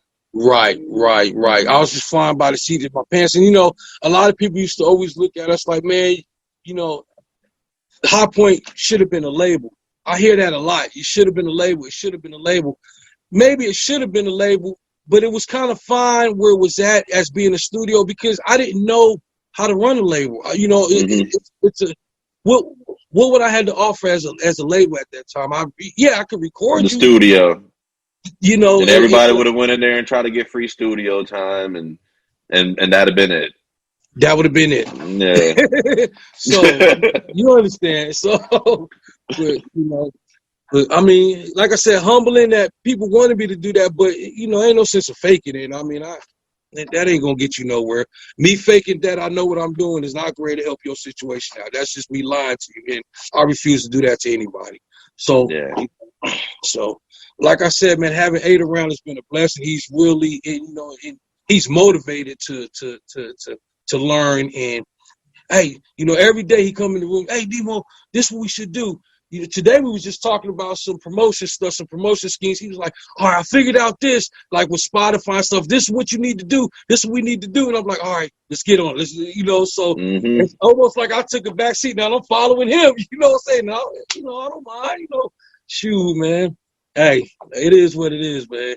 Hey, that's a beautiful thing to hear, bro. Like, it is what it yin is. and yang, man. Steel sharpens steel. I feel the same with Ship. With me and Spaceship, like we collaborate. Like, if he moves, I move. That's pretty much the motto. So I love hearing this, bro. Yeah, no doubt.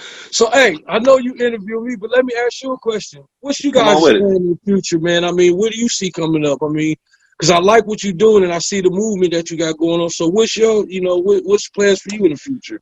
I'm trying to take it up, man. I want to be like media mogul type dude, honestly, man. Like, this right here is part of the whole equation of it. Because, like, first off, it was just throwing events. And then by doing that, I got to see a lot of like the talent out here. So I'm familiar with all kinds of artists out here. Like, if I wanted to put a compilation together or something, I can easily do it. You know what I'm saying? But the way everything is going right now, everything's going visual. So, like, we're in the right mode right now. Like, with the radio and everything, that's cool because, you know, we're on FM radio for one. And then we're on all the podcast platforms, so we're worldwide after the fact. But just trying to combine, like, the visual and the audio aspect of it, man. Like, we're trying to get, like, synchronized and, honestly, like, maybe TV or something. Like, I'm trying to be, like, the media dude. Is what I'm trying to do. That's what's up. And so, with that being said, you definitely need to let me send you some songs because I think I got something you really need. Oh, come on with it, man. Okay. I got some stuff that I really feel like when I send it to you, you're gonna be like, bro, that's y'all. So, and I could talk about it all day. I'm just gonna make it happen. So, you know, come on with it, man, because you know how I am. I'm gonna listen to it and I'm gonna put on. And I know you ain't gonna send me no bullshit, so I ain't even gotta worry about that. So I ain't even. You know what? I really don't even got no bullshit to send you. You don't want to hear me. Let's say you do send me some bullshit. You ain't trying to hear me, though. Like, you ain't gonna answer the phone when I call. Right. And you know, and this how I know, because I play some of these songs, right, and then I get people, like, when I'm spinning and I play some of the music and people come up and ask me who is that artist. And you know what I tell them? I don't go, that's 8. We just did that. I go, I just downloaded that off of Spotify. Or I'll say the name, be like, it's all. I just found that on the DJ pool, because a lot of times you still get the stigma when you say, "Oh, that's us. We just did that."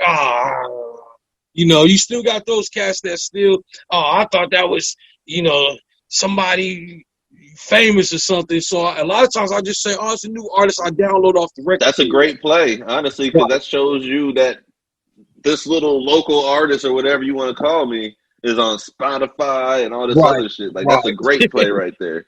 And so when they ask a few more times, then if they keep requesting it, man, who is that catch that song you keep playing on Fridays? Then that's when I start telling them. They go, oh man, but yeah, man. So I don't know. I'm just gonna try to keep it pushing, bro. That's all I can do, so I can't do it no more. I don't know. Bro, I want to know, give me your top 3 DJs. Oh, now, let me ask you this. When you say top 3 DJs, you mean battle DJs, record DJs, or producers? I mean, because there's a lot of, so I will say not producers. Okay. But a DJ. Overall DJ. Probably he Premier, but he's a producer also. But just say it. Just say your 3 DJs, man. Probably Premier, DJ Premier. I like a lot of stuff Mustard do, and then probably, man, that's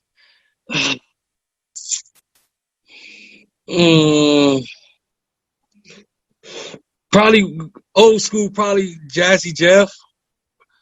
Probably I would probably say, because I mean he's still touring and he's still a beast, but DJ Premier is hard. I mean, as far as a DJ, he's a little bit of everything. I mean, he's one of my favorite producers. He's a bad boy. I mean, and he really DJ, but but don't get me wrong, I kind of like the style of Watts. Some of the stuff he was doing.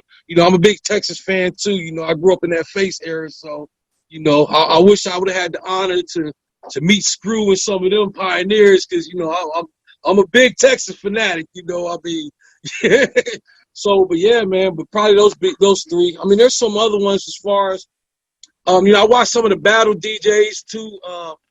There's a couple of guys out there that I love. I like the turntablism. Which Demo does none of that. I can't do none of the. That's you just gotta practice it. That's it, man.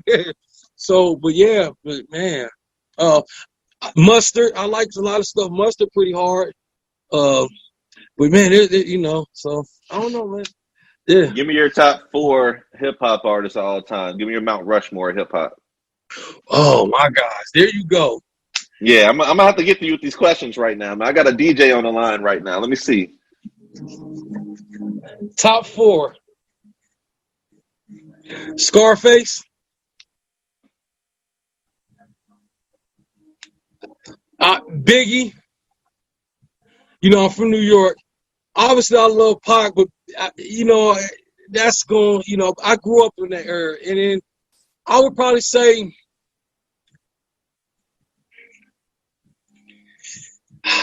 man, that's a tough one, bro. That's a tough one. So it's hard to level down to 4, but if I love this question, man. This question be sticking some of the heavy hitters, bro. Oh man. I'd probably say Rakim, but that's the old school in me. So I come, not to take. Well, there's a lot of great artists now, but I mean, those are some. I mean, I could probably listen to Face every day. I mean, I had gotten in some trouble as a youngster, and I would throw on my headphones and I would listen to him every night, and I just felt like he understood some of the shit I was going through. I like, as an artist, he knows how to connect with. He never sound gimmicky to me. It never. So, storytelling, man. Yes, and of course, Biggie, Face. I'm gonna put, a lot of people don't say this group, but I like Bone. I think they really came through and changed I've been a big fan of their music. So I mean, I don't know, man. Let me stop. There's a lot. That's man. good. That's good. Let me ask you one more impossible. impossible question right here, man. 'Cause Okay. I love these questions, Doug. So, all right, we're at Hi-Poynt Studio, and Right. you got this. Let's say you got this beat from DJ Mustard, Okay. or from whoever. You got the most fire beat that you've heard at that moment, and you get to put two artists on there. I want to get an artist that is alive. I want to get an artist that is dead. Who would you put on that track?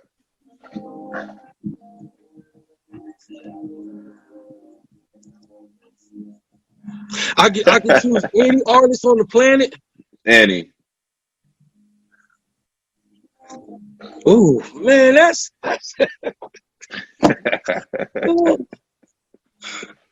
oh man.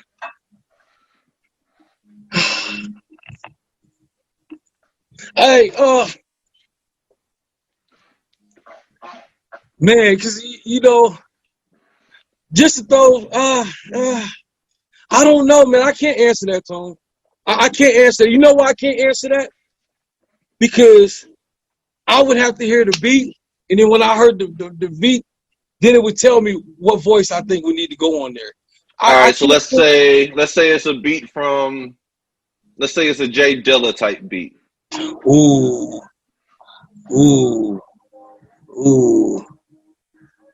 One alive artist and one that's passed away. Yeah.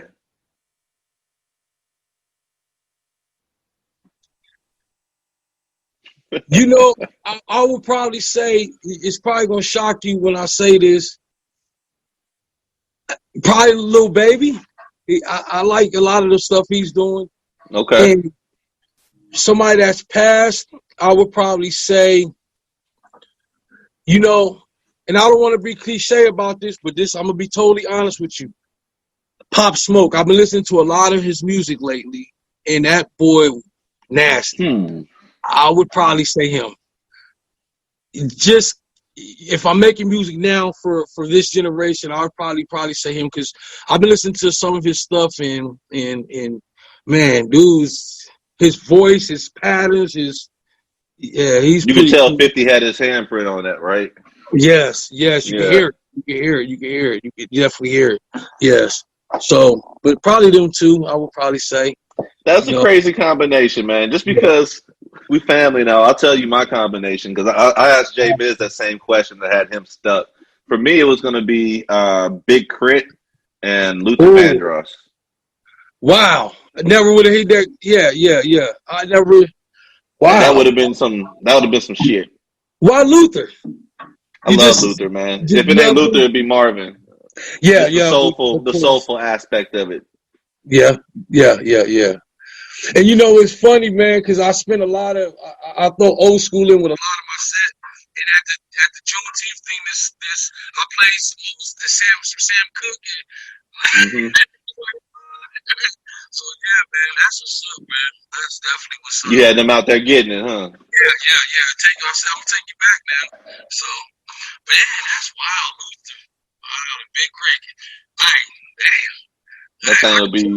That thing would be wild with it, dog. Like, that's hard. Yeah, man. So.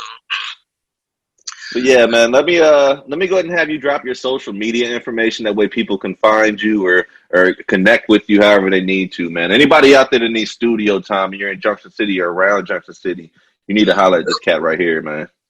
Yeah, you know, it's pretty much all of my is D MOE Hi-Poynt on Facebook, Twitter, I believe is DJ D MOE, DJ _ D MOE.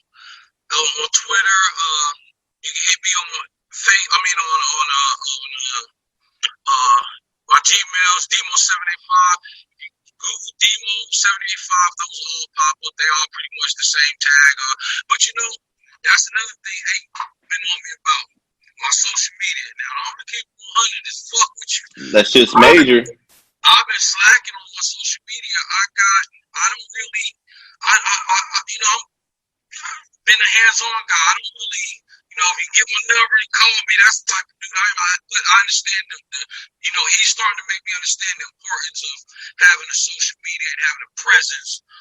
Branding, presence, all of that, dog. And that's one thing I really have been. You gotta understand, man. I'm just getting Facebook. I've only been on Facebook about 5 years, bro. 4 or 5 years. I just got Facebook.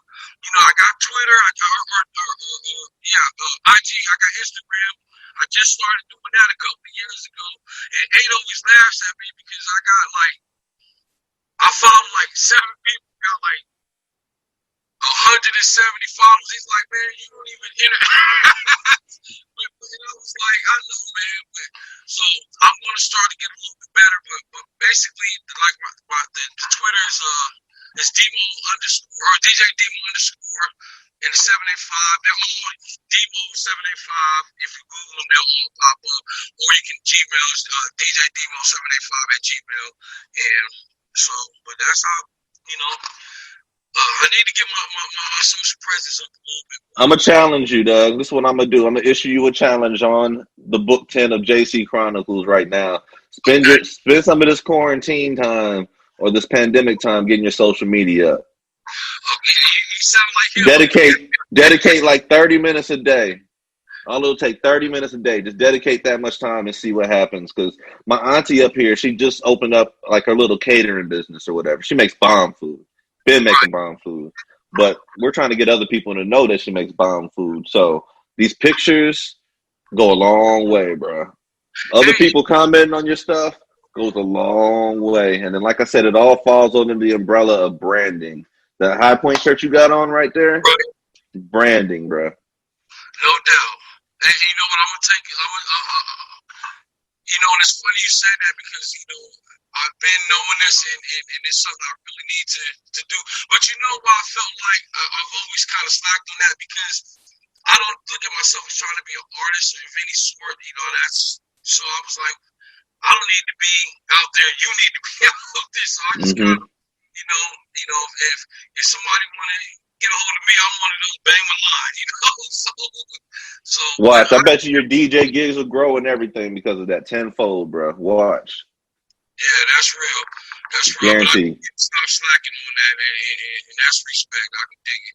So yeah, I'm gonna take you on the channels. I'm gonna start getting on Instagram and stuff. Now I don't be on Twitter, but I do have the Instagram and the MySpace and the Gmail. Those are the main 3 that I really have and stuff. But are you on Twitter also? Yeah, I'm on there. I don't really do too much on there, but I need to get back on it. But I'm on there. You mainly on Instagram, probably, and Facebook. I don't even hardly be on IG. Is just IG is the main thing I got to get back on myself. But it's just like it's a personal thing of IG. Like I just feel like people too fake on IG. But for business, I have to attack IG on business because we do a lot of business on IG. Yeah, and that's why I was feeling like I'm like, man, you want to get over the demo? You want me there? Bang my line. But people ain't gonna be able to hit your line up if they can't find your number to call. So Bam. So yeah, I do definitely need to get better on that. But man, that goes a testament to tell you I've been in my cocoon. My world is inside of here. You know what I'm saying? So you know, this is where I'm at. I'm in here. You know, I don't really. Well, shit. At least you're receptive to what me and Ade is telling you. Of course, man. You know, a lot of niggas ain't. They just all right, whatever. They're like, nah, bro. Like, you listening? You ain't finna waste your time telling me nothing that ain't real. So yeah, straight up. You know? So and then when you hear multiple people saying the same thing, that just telling you something. Straight up. So, yeah, man. No doubt, though, man. So, I wanna have you drop some type of message to any artist that's coming up out of Kansas right now. Like whether talking about obstacles or just anything, just give them some type of direction to anybody that's trying to get down in the music right now. I would say the biggest thing is don't let the negativity stop you. If you get up every day worrying about what somebody else thinks, you're not gonna get nothing accomplished. That's probably my best advice I can give you. I can give you. You know, don't because when you start doing something and people start taking notice, it's always gonna be the naysayers. It's always gonna be that ain't gonna work. Why you waste your time? Don't focus on that. For every one person that's gonna be negative, there's gonna be somebody else that's gonna appreciate your work. And music is like Kool-Aid. You might like grape, I might like cherry. You just gotta find everybody that likes that flavor. You know, it's gonna be somebody that's always gonna like what you're doing. Yeah, some of your homeboys might not rock with it, but you'll find people that will. Keep striving, and if you don't try, you'll never know. So I think that's the biggest thing. You know, I used to say I'm gonna do a studio. People like, man, that ain't gonna work. You ain't gonna have a studio. I'm still doing it. 14, 15 Still years. doing it. So my biggest thing is don't worry about the negativity and fuck with motherfuckers that's talking about when they try to slow you down and be blessed to be humble that you wake up every day to see another day and keep striving. That's the only thing I can really say. You know, That's enough. yeah, That's a mouthful right there, bro. so yeah, man. But, hey, Man, Demo, bro, it's good to see you. Thank you once again for taking time out and making this happen for me, bro. And like I said, man, you played a vital role in everything that's going on right here, whether you know it or not. But I look back to 2006, and it's just like, man, things could have went completely different. But I got to meet you. I started doing music. I cut out the middleman, started running my own business. And right here, 2020, me and you was chopping it up as some grown folk, hey man, that's a blessing, man. And I'm really, you know, because you see when you was down in town, you see my reaction to you when I seen you. So yeah, man. I wish I'd have see, next time I come in town, and this is what I wanted to do anyways. I was like, yo, I need to find somebody to take pictures for me. Yeah. And then somewhere in there, I was like, all right, I'll take pictures myself. I missed out on so many pictures, man. But the picture up here, man, bro, I promise you, you even coming out to that, man, anybody that came out to that was like one of my dreams was to put a show on in my hometown. And we did that shit. So thank you for helping one of my dreams come true and just being a part of that.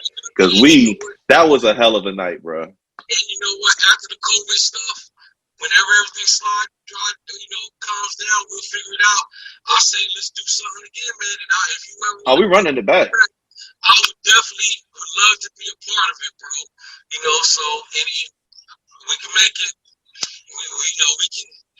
That's already with it. Yeah, you already know what I'm saying. That's already with it. You know, maybe do a little reunion tour or something and we get everybody out. We also do edition shit, though. So, all right, man. Well, yeah, man. Get back to the fam. Get back to work. Tell 8 what's up. I want to hear this new music. And, man, just stay safe, bro. Already, bro. I'm going to link up with you and send you some stuff, too. You know what it is, bro. Love, man. Already, bro. All right, bro. Be easy. This is Tone Capone and DJ Spaceship. And Saturday nights from 10 to midnight, we bring you Waves of the Bay. Right here on WMNF 88.5 Tampa. With the hottest interviews, the hottest music. You can submit your music for the Tampa Bay Watch segment at wavesofthebay@gmail.com or follow us on all social media at Waves of the Bay. Every Saturday, 10 to 12. Make sure you come and ride the wave. Yes, sir.